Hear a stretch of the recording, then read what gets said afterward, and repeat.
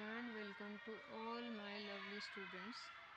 And as yesterday we have done half part of control and coordination chapter number 7 और इसका हमें basically जो questions हैं objective वो हमने किए थे और एक दो क्वेश्चंस हमने ये कवर कर लिए थे।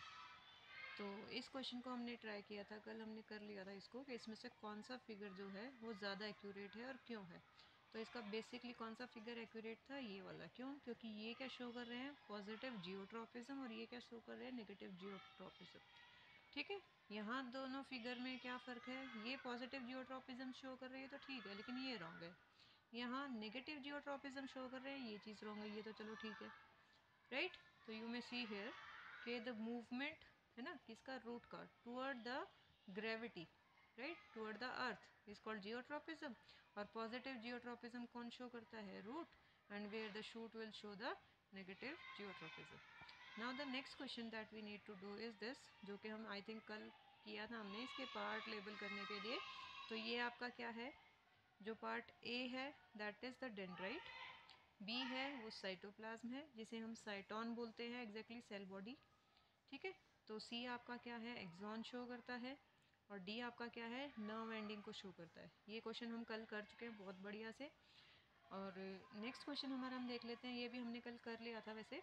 ऑल्फैक्टरी रिसेप्टर्स क्या थे हमारे, ऑल्फैक्टरी यानी फैक्ट्री में से देखो क्या आता है, आप ऐसे याद रख लो कि जो फैक्ट्री में से स्मेल आती है, राइट, केमिकल की, तो स्मेल का रिलेटेड जो भी होगा वो, और स्मेल कहाँ आती है, नोज़ में। तो ऑल्फैक्टरी रिसेप्टर कहाँ होंगे, नोज़ में। थर्मो यानी टच वाले रिसेप्टर, हमें टेम्परेचर स्किन से मिलता है ना, पता चलता है, तो स्किन में हो गए। गस्ट्रेटरी यानी टेस्ट, है ना, तो टेस्ट वाले रिसेप्टर कहाँ होंगे, टंग में। और फोटो रिसेप्टर्स कहाँ होंगे, आपके आई में, राइट। तो नेक्स्ट क्वेश्चन हम देख लेते हैं, what is trophic movement. Trophic movement क्या होते हैं, तो what is trophic movement and explain with example. तो ट्रॉफिक मूवमेंट क्या होते हैं, किसी भी चीज़ का जो ग्रोथ होगा किसी पर्टिकुलर डायरेक्शन में होगा तो उसे हम ट्रॉफिक मूवमेंट कहते हैं। जैसे स्टिमुलस के रिस्पॉन्स में कोई भी चीज़ ग्रोथ शो करेगी तो दैट इज़ ट्रॉफिक मूवमेंट, लेकिन उससे टूवर्ड या अवे जाके। तो टूवर्ड में क्या होता है, पॉजिटिव, और अवे में क्या होता है, नेगेटिव। तो टूवर्ड शो करता है, जैसे हमने ग्रेविटी की अभी रूट के लिए बात की थी, तो ग्रेविटी के लिए अगर बात करें तो पॉजिटिव जियोट्रॉपिज्म रूट, और शूट क्या कर रहे थे, नेगेटिव जियोट्रॉपिज्म। तो कोई भी स्टिमुलस हो सकता है, वो ग्रेविटी हो सकती है, लाइट हो सकती है, टच हो सकता है, कुछ भी, राइट। तो उस टाइप के डायरेक्शनल मूवमेंट्स को हम कहते हैं tropical movement. Now this directional या tropic movement can be either toward, as I said, positive, or away, that is negative. Now for example, movement of shoot away from the gravity negative हो जाएगा, and toward the gravity of root is positive geotropism हो जाएगा। और यहीं एक और example दिया है कि growth of plant shoot system toward the light is phototropism, right. तो let's see the next one, what is there, कि what will happen if intake of iodine and our diet is low. अब iodine का relation कहाँ से है, iodine आते ही दिमाग में आ जाना चाहिए थायराइड से, जो आपके ट्रैकिया में जो थायराइड ग्लैंड है नेक में, उससे। तो थायराइड ग्लैंड में, यहाँ देख लो आई वर्ड आ रहा है तो इसे याद रख लो आईडी से। तो आयोडीन कहाँ रिलेट करता है, थायराइड से। अब इसका अगर अमाउंट लो हो गया तो यानी थायराइड की फंक्शनिंग भी कम हो जाएगी, और फंक्शनिंग कम हुई इसका मतलब उसका हार्मोन सिक्रीशन भी क्या हो जाएगा, कम हो जाएगा, राइट। तो ऐसे रिलेशन आप ध्यान रखिएगा। तो iodine is necessary basically for the functioning of thyroid gland which secrete what, thyroxine hormone. तो सिंथेसाइज कौन करेगा, थायराइड थायरॉक्सिन को। अब थायरॉक्सिन कम सिक्रीट होगा तो इसका मतलब जो मेटाबॉलिज्म है, कार्बोहाइड्रेट है, फैट है, प्रोटीन है, इन सब की मेटाबॉलिज्म क्या हो जाएगी, एडवर्सली इफेक्ट हो जाएगी। Now lack of iodine in the diet can hamper generally metabolism, किन चीज़ों की, as I said, fat, protein and carbohydrate की, which can lead to many complications, right. Even pregnancy में if the thyroxine hormone secretion is very less तो वो cretinism की disease cause कर सकता है जो एक्सपेक्टेड चाइल्ड है उसमें, यानी वो बच्चा मेंटली रिटार्ड हो सकता है, उसका आईक्यू लेवल बहुत लो हो सकता है, उसकी स्किन पेल और ड्राई हो सकती है। तो मैनी सिम्टम्स आर देयर। तो deficiency of iodine our diet lead to the condition which is known as goiter, जिस केस में क्या होता है, हमारा जो ग्लैंड है, कौन सा ग्लैंड है, थायराइड ग्लैंड, वो एनलार्ज हो जाता है, राइट। तो that causes the goitre, swelling of neck हो जाती है। One of the symptom of this disease is swollen neck. Basically कहाँ होता है? हिली एरिया में, जहाँ के जो सप्लाई होती है आयोडीन की न्यूट्रिशन के थ्रू, वाटर के थ्रू बहुत लेस होती है। तो let's see the next one question, what happen at the synapse between the two neurons. ये मैं कल भी आपको एक्सप्लेन कर चुकी हूँ कि सिनेप्स रीजन में क्या होता है, throughout the axon electric impulse travel कर रही थी और एक्सॉन की जो एंड होती है नर्व एंडिंग, वहाँ से न्यूरोट्रांसमीटर रिलीज होंगे जो बेसिकली क्या करते हैं, केमिकल सिग्नल रिलीज करते हैं। न्यूरोट्रांसमीटर क्या करेंगे, केमिकल सिग्नल रिलीज करेंगे। तो केमिकल सिग्नल फर्दर जाके ट्रांसमिट कर देंगे दूसरे डेंड्राइट में जाके, क्या, एक नई इलेक्ट्रिक इम्पल्स। तो इस वे में सिनेप्स पे क्या होगा, जो इम्पल्स का कन्वर्जन होगा इलेक्ट्रिक टू केमिकल, और फिर वो सिनेप्स से वापस हो जाएगी किस में कन्वर्ट, इलेक्ट्रिकल में, एक नए नर्व सेल की डेंड्राइट से, राइट। तो the next question is which hormone is responsible for the change noticed in the female at puberty. तो एस्ट्रोजन। कौन सा हार्मोन आ जाता है? एस्ट्रोजन। कहाँ से रिलीज होता है? ओवरी से। ड्वार्फिज्म किसकी वजह से होता है? ग्रोथ हार्मोन की लेस सिक्रीशन की वजह से, right. Blood sugar level rise due to the deficiency of, क्या होता है ये, आप जल्दी बताइए। आपको पता है, कल भी मैंने आपको एक्सप्लेन किया था, पेनक्रियास से जो हार्मोन रिलीज होता है दैट इज, इसके इंजेक्शन भी लेने पड़ते हैं, जल्दी बताइए। Insulin. Very good, right. Iodine is necessary for the synthesis of which hormone? Thyroxine. अभी हमने जस्ट इसके बारे में डिस्कस किया।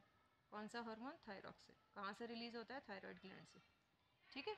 Then name the endocrine associated with brain. Brain से हमारा कौन सा एंडोक्राइन ग्लैंड है जिसे मास्टर ग्लैंड कहते हैं? दैट इज पिट्यूटरी, ठीक है। नेक्स्ट है which gland secrete digestive enzyme as well as hormone, जिसे हेट्रोक्राइन ग्लैंड बोलते हैं, कल भी बताया था, पेनक्रियाज। इंसुलिन भी बनाता है और पेनक्रियाटिक जूस भी बनाता है।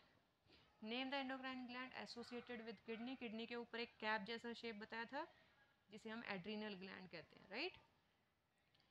चलिए नेक्स्ट है इसमें H part, which endocrine gland present at the in the males but not in female. तो testes, pair of testes in male and pair of ovary in females, ठीक है। चलिए let's see the next one question, name the endocrine gland associated with brain. Again आ गया pituitary and hypothalamus. Pituitary master gland and hypothalamus is master of the master gland. Which gland secrete digestive juice. ये same question repeat हो गए, यहाँ पे वही वापस से क्या आ जाएगा, pancreas. Name the endocrine gland associated with kidney. Again same question repeat है, ये आपका इसमें आ जाएगा एड्रीनल ग्लैंड, और यहाँ फीमेल्स में नहीं है तो यहाँ पे टेस्टीज आ जाएगा। अगर फीमेल्स में पूछा जाए तो आपका ओवरीज आ जाएगा, सॉरी फीमेल्स में नहीं, हाँ करेक्ट है। तो फीमेल्स में नहीं है, क्या नहीं है, टेस्टीज नहीं है, और मेल्स में क्या नहीं है, ओवरीज नहीं है, ठीक है। तो लॉन्ग क्वेश्चंस यहाँ से स्टार्ट हो जाते हैं हमारे। Draw the structure of a neuron and explain its function. अब न्यूरॉन का स्ट्रक्चर मैं बहुत बार आपको अभी तक एक्सप्लेन कर चुकी हूँ।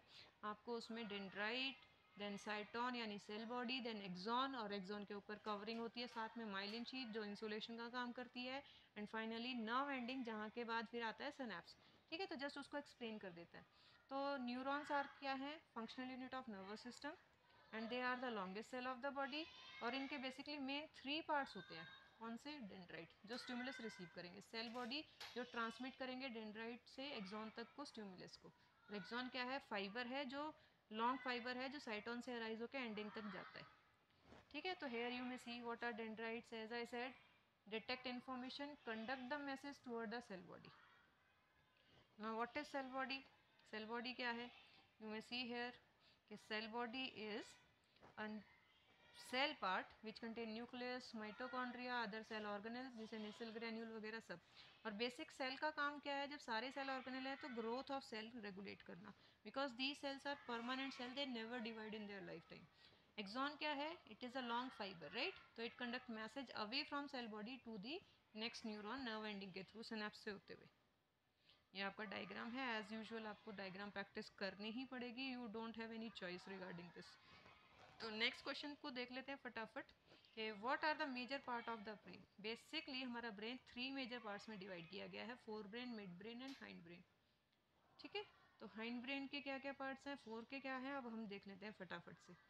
तो फोर ब्रेन में क्या है, फोर हम ब्रेन में हमारे बेसिकली 3 पार्ट्स है, ठीक है। तो it is the main thinking part of the brain. It has 3 main part, कौन कौन से? ऑल्फैक्टरी लोब जो कि हम हमेशा बात कर रहे हैं, ये हमारा स्मेल रिसेप्टर्स है ना, स्मेल सेंटर है। देन सेरिब्रम लार्जेस्ट पार्ट है, एंड डाइनसेफेलॉन जिसमें हमारा थैलेमस और हाइपोथैलेमस आ जाता है, राइट। किसी बुक में आपको थैलेमस हाइपोथैलेमस सेपरेट मिल जाएगा और डाइनसेफेलॉन के अंडर ही आते हैं, बट दोनों यहाँ पे, राइट। तो लेट्स सी एक एक करके सभी को देख लेते हैं। The first one is olfactory lobe. It is the pair of very small club shaped bodies. ये क्या है? Olfactory lobe is a very small club shaped bodies का पेयर है, which are fully covered by whom? Cerebrum. Cerebrum as I said दो hemisphere, जैसे अखरोट ऐसे break करके देखते हैं ना, तो इस टाइप से दो हेमिस्फीयर है, right. Exactly it is the centre of smell. Olfactory lobes कहाँ है? मैंने कल बताया था, जहाँ पे एग्जैक्ट जो मदर्स हैं वो बिंदी लगाती है, एग्जैक्ट वहीं पे। और उसके सेंटर कहाँ है? ऑल्फैक्टरी रिसेप्टर्स कहाँ है? हमारे नोज में। नेक्स्ट है सेरिब्रम, लार्जेस्ट पार्ट है, मोस्ट प्रोमिनेंट पार्ट है, एंड सबसे बड़ी बात, दो पार्ट में डिवाइड होता है, राइट एंड लेफ्ट हेमिस्फेयर में। बीच में एक डीप ग्रूव होता है, ग्रूव लाइक थोड़ा सा we can say deep part होता है, राइट। तो it is the centre of consciousness, thoughts, memory, reasoning, analytic thinking, learning, सारी चीज़ें जो रिलेटेड हैं आपकी इंटेलिजेंस से, वो सब यहीं होती है। इट कंट्रोल वॉलेंट्री एक्शन, जितने भी आपकी अकॉर्डिंगली आप अपनी विश के करते हैं वो सब। देन आता है diencephalon. Diencephalon is basically consist of pituitary, hypothalamus and thalamus. तो ये क्या करता है हमारा? It is the part which control the thirst, hunger, temperature and sleep, ठीक है। तो आगे बढ़े, मिड ब्रेन। ना what is midbrain? Midbrain is the middle part, किन के बीच का? फोर एंड हिंड ब्रेन के बीच का पार्ट, जो हाइंड ब्रेन के बीच में है।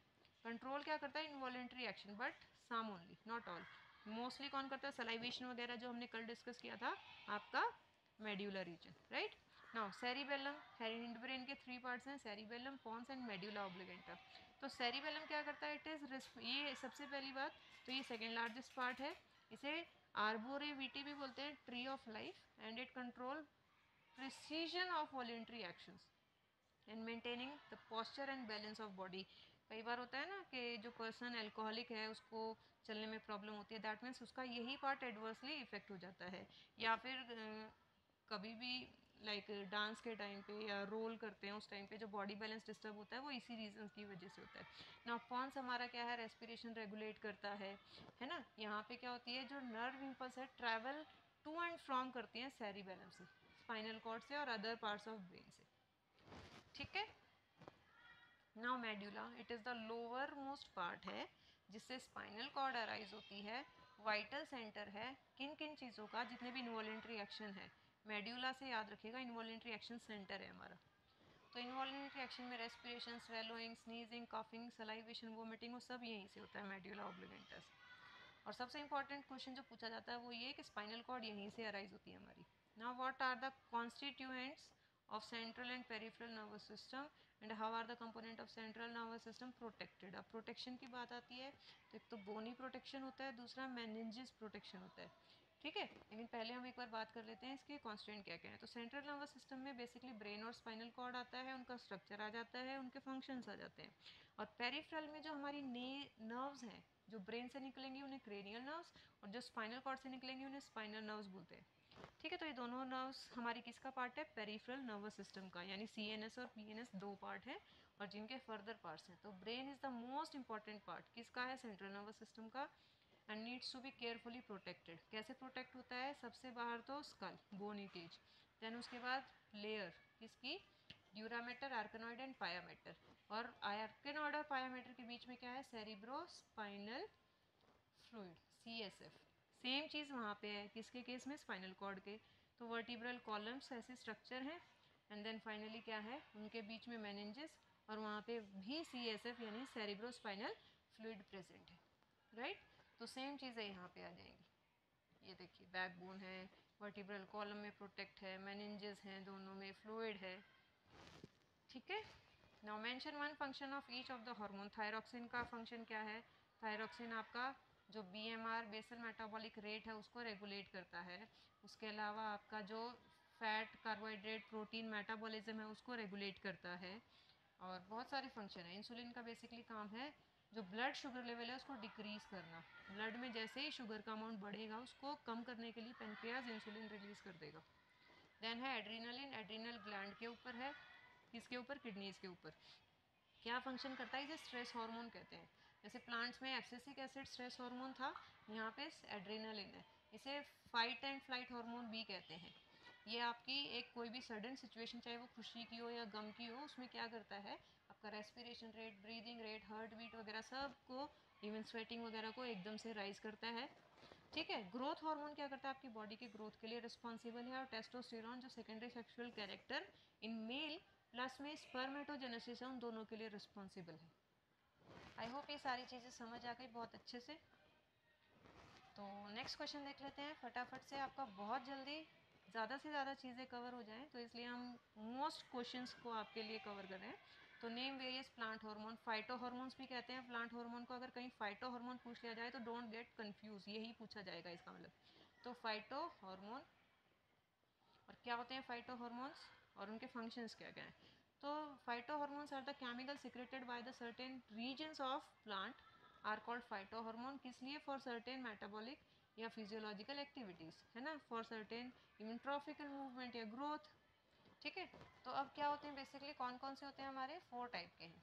4 कौन कौन से हैं, auxin, gibberellin, cytokinin and abscisic acid. लेकिन एक और होता है, मैंने कल भी बताया था, इथिलीन गैसियस हार्मोन है, आपकी फ्रूट राइपनिंग के लिए रिस्पॉन्सिबल है। अब let's see each one by one क्या क्या है, नाम से ही पता चल जाएगा हमें बहुत जल्दी। ऑक्सिन क्या होते हैं, ये सेल के इलोंगेशन के लिए होते हैं, क्योंकि ये कहाँ प्रेजेंट होते हैं, हर रूट और शूट के टिप में। रूट और शूट के कहाँ प्रेजेंट होते हैं, सॉरी, टिप्स में। तो टिप्स में प्रेजेंट है, इसका मतलब वो रूट की और शूट की दोनों की लेंथ इंक्रीज करने में हेल्प करेंगे। तो कहाँ होते हैं ये, टिप्स में होते हैं। ठीक है। तो शूट एपिकल मेरिस्टम में और रूट एपिकल मेरिस्टम में, ऐसे याद रखिएगा, रूट एपिकल मेरिस्टम। ना गिब्रेलिन, गिब्रेलिन बेसिकली क्या होता है, ऑक्सिन के जैसा ही होता है, लेकिन ये ग्रोथ ऑफ स्टेम वगैरह कराएगा। ठीक है। ये आपकी जो स्टोमेटा की ओपनिंग है उसको कराएगा। उसके अलावा जो डॉर्मेंसी ब्रेक करने में हेल्प करेगा। साइटोकाइनिन क्या है, it protect cell wall division, promotes cell wall division. Cyto word है और काइनिन यानी डिवीजन, तो इससे आपको याद हो जाएगा कि सेल डिवीजन में, तो जहाँ कहीं भी ग्रोथ होगा वहाँ पे साइटोकाइनिन का होगा यूज़। इवन आपका जो टिश्यू कल्चर टेक्निक है वहाँ पे भी इसका यूज़ होता है। ठीक है। ऑक्सीजन तो बाद में यूज़ होगा, पहले तो कैलस बनाने के लिए सेल डिवीजन करना पड़ेगा, तो इसलिए साइटोकाइनिन का यूज़ होता है। देन है एब्सिसिक एसिड, ये बहुत बार मैंने आपको बताया इनहिबिटरी है। ये कैसा है, हर जगह ग्रोथ को रोकने वाला है, तो इनहिबिट जहाँ भी करना होगा ग्रोथ को वहाँ पे ये यूज़ होगा। ये शेडिंग ऑफ ओल्डर पार्ट्स है, पत्ते झड़ते हैं, फल झड़ जाता है पकने के बाद, या फिर जो बार्क वगैरह शेड ऑफ हो जाती है, या फिर स्टोमेटा क्लोजिंग है, या डॉर्मेंट स्टेज में लाना है सीड को, तो हर जगह वहाँ पे ये एब्सिसिक एसिड काम करता है। राइट। चलिए let's see the next question, what is the next one, जल्दी देख लेते हैं हम क्या है नेक्स्ट क्वेश्चन हमारा। What are reflex action, reflex action क्या होते हैं, देखो कोई भी सडन जो रिएक्शन होती है किसी भी स्टिमुलस के रिगार्डिंग वो रिफ्लेक्स कहलाता है। तो sudden action in response to something in environment is called reflex action, और उस फ्लो ऑफ इंफॉर्मेशन का जो आर्क बनता है उसे हम रिफ्लेक्स आर्क कहते हैं। For example when we touch any hot object we withdraw our hand, हम तुरंत अपने हाथ को पीछे लेते हैं, जैसे कोई गर्म चीज़ अनजाने में हमारे हाथ पे टच होती है, तो that is what reflex action. तो इसमें ब्रेन का इन्वॉल्वमेंट नहीं होता है। ऐसे क्लोजिंग ऑफ आई, जब अचानक से हम बहुत ही ब्राइट लाइट में चले जाते हैं तो हम तुरंत अपनी आंखें बंद कर लेते हैं। ठीक है। तो that is what reflex action, किस स्टिमुलस के बिहाफ में, उस ब्राइट लाइट के बिहाफ में। तो when bright light is focus, sudden response क्या होगी, है ना, हमारी क्लोजिंग ऑफ आइज। तो इन्वॉल्व क्या उसमें थिंकिंग होगी, नो। और थिंकिंग किसका काम है, ब्रेन का, तो इसका मतलब there is no use of brain in this action. Next है हमारा the path through which the signal are transmitted from receptor to the muscle including the spinal cord is called reflex arc. यहाँ receptor है, यहाँ से spinal cord को गया, यहाँ से रिस्पॉन्स मसल को आया, तो ये आर्क जो बन गया ये क्या कहलाया, रिफ्लेक्स आर्क। अब ये आपके फ्लो चार्ट दे रखा है कैसे क्या स्टिमुलस आपका ट्रैवल करेगा इन्फॉर्मेशन इम्पल्स के फॉर्म में। ठीक है। तो सेंसरी रिसेप्टर आपकी कोई भी स्टिमुलस को रिसीव करेंगे, और जो आपकी सेंसरी नर्व्स हैं वो स्पाइनल कॉर्ड तक लेकर जाएंगी, और वहाँ से रिले न्यूरॉन्स के बीच में एक्सचेंज ऑफ इन्फॉर्मेशन होकर मोटर के थ्रू आपका इफेरेंट के थ्रू कहाँ जाएगा, रिसेप्टर के जो मसल्स है एक्शन के लिए वहाँ पर। ठीक है। Now the next question is new nervous and hormonal system together perform the function of control and coordination in human beings. कैसे? अब आपको पता है न्यूरल सिस्टम थोड़ा क्विक होता है, बट फिर भी इसमें एक कमी है कि सेल टू सेल कम्युनिकेशन नहीं करता है। लेकिन हार्मोन जो है वो as compare to nervous system थोड़ा स्लो है, लेकिन ये ब्लड का यूज़ करता है और ब्लड हमारा हर एक सेल तक पहुंचता है, इसलिए ये एक्यूरेसी ज़्यादा देता है। एक्यूरेसी इन द सेंस कि हर एक सेल को इंक्लूड करता है, there is no untouched cell for the hormone. ठीक है, तो neural system and hormonal system together they perform the function of control and coordination, दोनों ही मिलके कर रहे हैं। अब नर्वस सिस्टम में क्या क्या है हमारा, इसमें बेसिकली हमारा क्या आ जाता है, सेंट्रल नर्वस सिस्टम और पेरिफेरल, हमने अभी थोड़ी देर पहले ही बात की थी। तो सेंट्रल में हम ब्रेन का भी यूज़ कर लेंगे, है ना, स्पाइनल कॉर्ड का भी, देन नर्व्स में स्पाइनल नर्व्स और क्रेनियल नर्व्स भी।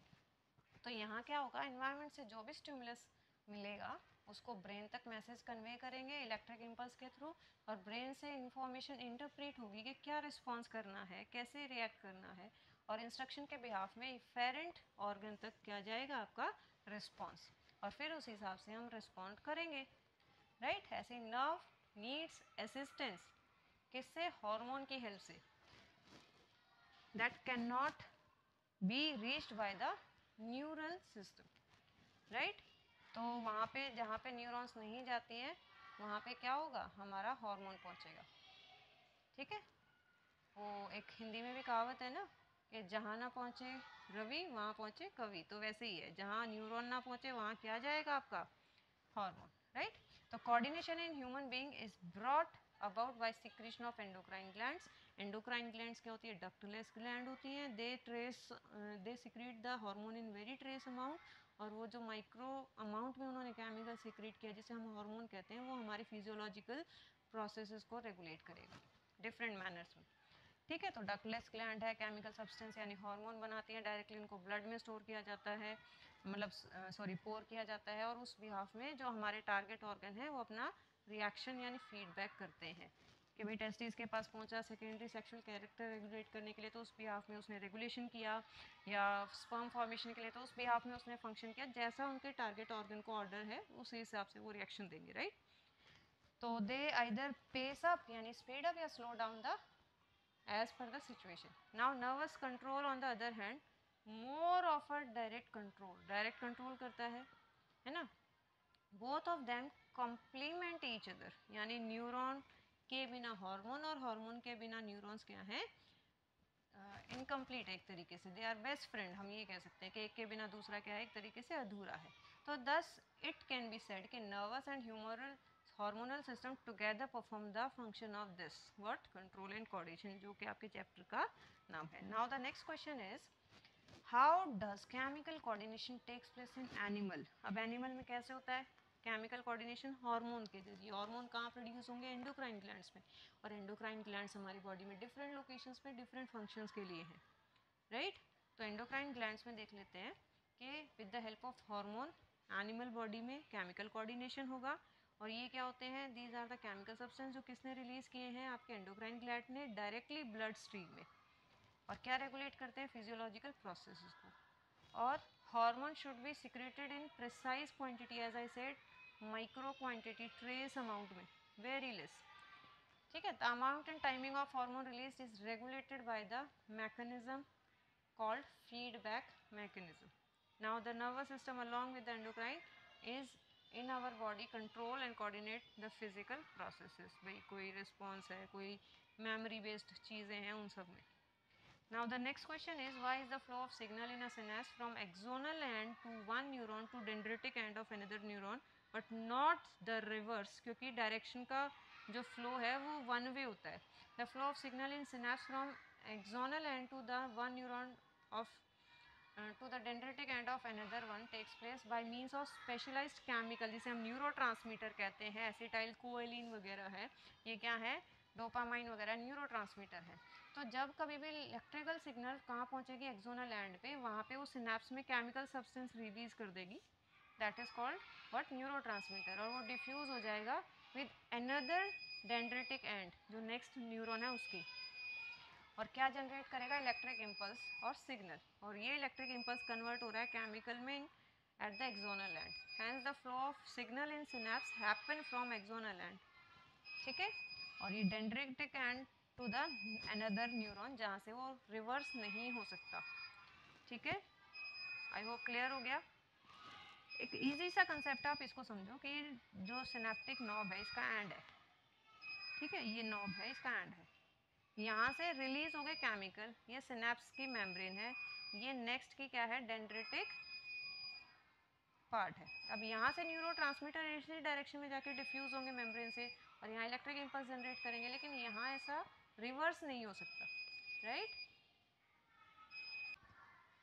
तो हमारा जो नेक्स्ट क्वेश्चन है कि which signal will disrupted in case of spinal injury. तो स्पाइनल इंजरी से क्या डिसरप्ट होगा, आपको पता है क्या क्या काम करता है। स्पाइनल कॉर्ड का काम बेसिकली सेंट्रल नर्वस सिस्टम में इंपॉर्टेंट रोल है, रिफ्लेक्स सेक्शन में, तो दोनों एडवर्सली इफेक्ट हो जाएंगे। तो इसका मतलब यहाँ से निकलने वाली जो नर्व्स हैं, पेरिफेरल नर्व्स यानी क्रेनियल नर्व्स और स्पाइनल नर्व्स, तो स्पाइनल नर्व्स स्पाइनल कॉर्ड से निकलती है, इसका मतलब उनके फंक्शनिंग में इफेक्ट हो जाएगा, राइट। तो स्पाइनल कॉर्ड इंजरी में signaling from the nerves as well as the signaling from receptor, receptor कहाँ, रिफ्लेक्स सेक्शन वाले केस में है ना, दोनों ही क्या हो जाएगी, डिसरप्ट हो जाएंगी। Now what is the function of receptor in our body. Receptor main site होते हैं किसी भी मैसेज को रिसीव करने के लिए। And think of situation where receptor do not work properly, तो क्या होगा। तो ये वही चीज़ें हैं कि receptor in our body located in the sense organ, 5 sense organ है, eye, ear, nose, skin, tongue, right. So these receptor are called collect the information, they exactly what they do, collect the information। और stimulus क्या होता है, any kind of change in external environment है ना, तो that is called stimuli. उसको receive करेंगे और फिर सेंड करेंगे किसको, अगर रिफ्लेक्स एक्शन की बात आ रही है तो स्पाइनल कॉर्ड का, अदरवाइज ब्रेन को in form of electric impulse, ठीक है। नाउ इंटरप्रेट होगा ब्रेन में एंड उसी हिसाब से इंस्ट्रक्शन दिया जाएगा इफेक्टर के थ्रू, इफेक्टर न्यूरॉन के through to the effector organ. Is that clear. तो if receptor does not work तो क्या हो जाएगा, जो स्टिमुलस है हम उसके बिहाफ में कोई भी रिएक्शन या एक्शन नहीं कर पाएंगे। तो stimuli are not able to create any nerve impulse, कोई इलेक्ट्रिक इम्पल्स, सिनैप्स वगैरह कुछ भी फंक्शनल नहीं होगा, हम कोई रिस्पॉन्ड नहीं करेंगे।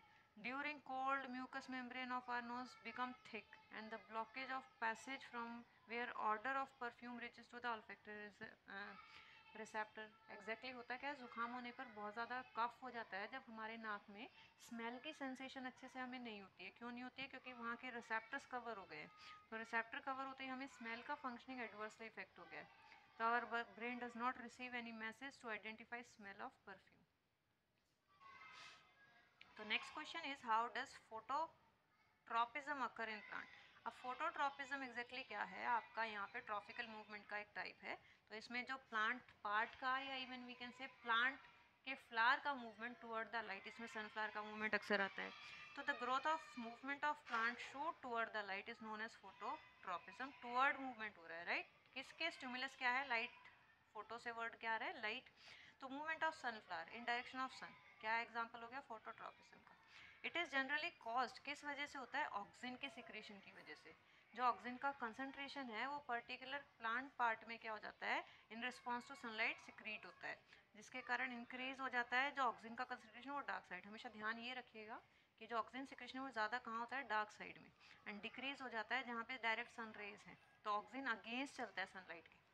तो due to the presence of more oxygen, part जो है वो क्या करेगा, है ना, जहाँ पे ऑक्सीजन का क्या है, ग्रोथ हो रहा है ज़्यादा यानी डार्क साइड पे, तो वहाँ नंबर ऑफ सेल डिवाइड हो जाएंगे, तो जिस कारण टुवर्ड द लाइट वो इजीली मूव कर पाएगा, इजीली बैंड कर पाएगा, ठीक है।